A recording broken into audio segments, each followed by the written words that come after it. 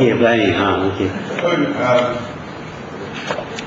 In 2 weeks' time, we will celebrate our 50th anniversary. You led us in 22 of those 50 years. You have detailed for us this morning the terrible state that this country is in. I just came from Pahang, and yes, the stench from Putrajaya reaches right up to Pahang. I drove here because I could also get the stench. Tun, you've said if we care enough for this country, we must fight for our country. The fight cannot be taken by the Malays alone. The fight cannot be taken by the Chinese alone. The fight cannot be taken by the Indians alone. You, while you were in office, spoke often about Bangsa Malaysia. I was hoping that this morning I would hear you make the clarion call to Bangsa Malaysia, save the country. Not Bangsa Melayu or Bangsa China or Bangsa India. Bangsa Malaysia, save this country. Yes, I agree with you. It's not a question of the Malays alone paying the price. The Chinese and the Indians too will have to pay the price. Even now, saya tahu banyak peniaga-peniaga Cina yang kecewa kerana sekarang ini ekonomi tak berjalan dengan baik, dan yang untung adalah orang-orang tertentu saja daripada kalangan mereka. Yang lain terpaksa pergi ke luar negeri untuk berniaga.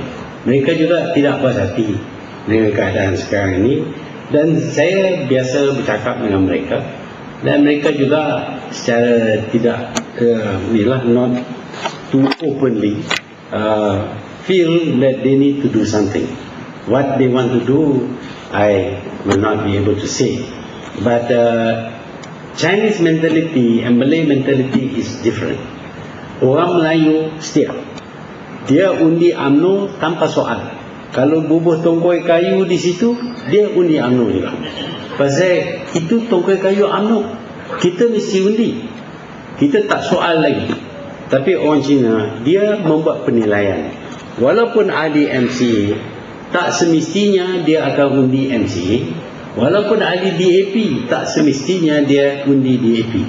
Sebab itu kita lihat di Pulau Pinang, ada kalanya MCA menang, ada kalanya gerakan menang, ada kalanya DAP menang, ada kalanya DAP kalah teruk.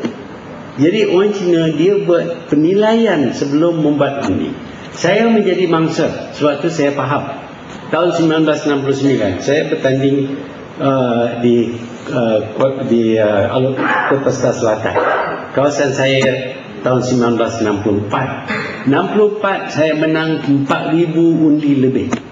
Jadi saya yakin saya akan menang pada tahun 1969 kerana kelebihan undi saya itu begitu besar, lebih besar daripada pengundi Cina, India dan Thai yang ada dalam kawasan itu. 3,000 saja. Jadi saya kata kalau hampir 3,000 pun saya masih boleh menang 1,000 undi. Tapi saya kalah 900 undi. Sebab orang Cina nak menentukan bukan barisan, bukan perikatan kalah, nak tentukan perikatan menang, tetapi saya kalah. Di dalam kawasan saya kalah pasal sebab saya dikenali sebagai Malay Ultra. Jadi saya mesti dikalahkan. Bagaimana untuk mengalahkan saya? Mereka bukan saja tidak memberi 3,000 undi kepada saya, tetapi memberi 3,000 undi itu kepada parti PAS yang mereka benci, hanya kerana nak mengalahkan saya. Tetapi mereka tahu di kawasan-kawasan lain perikatan akan menang. Jadi kemenangan bagi perikatan masih tercapai. Sebaliknya orang ultra ini dapat disingkirkan. Itu menunjuk bahawa mereka membuat strategi, membuat perhitungan untuk mengundi.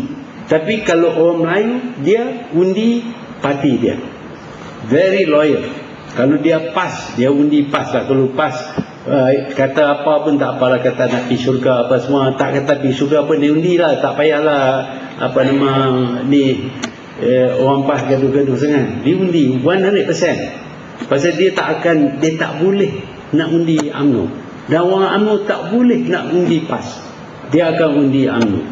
Jadi they do not think about the country, about the quality of the candidates, or about anything. The only thing they can think of is loyalty to the party. Melayu tak akan derhaka kepada UMNO. Tukarlah UMNO tu daripada raja. Dulu raja lah ni UMNO. Dan ni Pak Lah. Melayu tak akan derhaka kepada Pak Lah. Dia presiden kita bukan tak? Tak boleh. Jadi that's all they can think of. That is why saya sound cynical. Because when I talk to them, they are not willing to do anything. Yalah, tak apalah. You pergi cakap dengan dia lah. Saya dah cakap dah. Suruh, ada yang pujuk saya suruh berdamai. Ini bukan soal saya dengan dia berdamai. Soalnya polisi negara, pentadbiran negara. Kalau damai pun, kalau perkara ini duk berlaku tak jadi guna. Bukan soal damai. Salam boleh, saya boleh salam. Saya cium tangan tak lah, tapi salam saya salam.